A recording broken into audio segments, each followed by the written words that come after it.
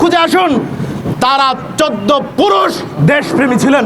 তার বাবার ইতিহাস খুঁজে আসুন, 14 পুরুষ দেশপ্রেমী। অ্যাডভোকেট তাজুল ইসলামকে নিয়ে যারা ষড়যন্ত্র করছেন, তাদেরকে একটি বিষয় মনে করিয়ে দিতে চাই। হাসিনার দোসররা ষড়যন্ত্র করেছিল, আপনারাও হাসিনার টাকা খেয়ে, ইসরায়েলের টাকা খেয়ে, ভারতের তাবেদারি করে অ্যাডভোকেট তাজুল ইসলামের বিরুদ্ধে যারা উঠে পড়ে লেগেছেন, তারাই 24-এর গণঅভ্যুত্থানকে নস্যাৎ করবার একটি নীল নকশা এঁকেছে।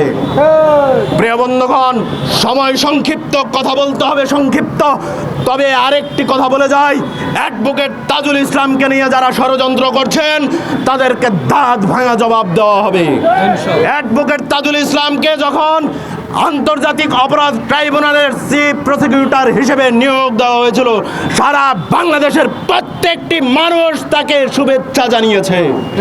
কারণ অ্যাডভোকেট তাজুল ইসলামের মতো একজন সৎ এবং নিষ্ঠাবান আইনজীবী দ্বিতীয় আরেকটি পাওয়া দুষ্কর। শুধু অ্যাডভোকেট তাজুল ইসলাম বাংলাদেশের সম্পদ নয়, সারা বিশ্বের অ্যাডভোকেট তাজুল ইসলাম সম্পদ।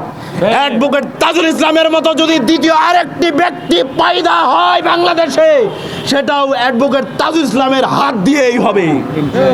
প্রিয় বন্ধুগণ, সর্বশেষ একটি কথাই বলে যাচ্ছি, অ্যাডভোকেট তাজুল ইসলামকে যারা নিয়ে নীল নকশা আকার দুঃস্বপ্ন দেখছেন, আপনাদের পরিণতি খুব ভয়ঙ্কর হবে। আপনাদের পরিণতি খুব ভয়ঙ্কর হবে। আজকে সুপ্রিম কোর্ট প্রাঙ্গণ থেকে আপনাদেরকে হুঁশিয়ারি করে যাচ্ছি। ধন্যবাদ।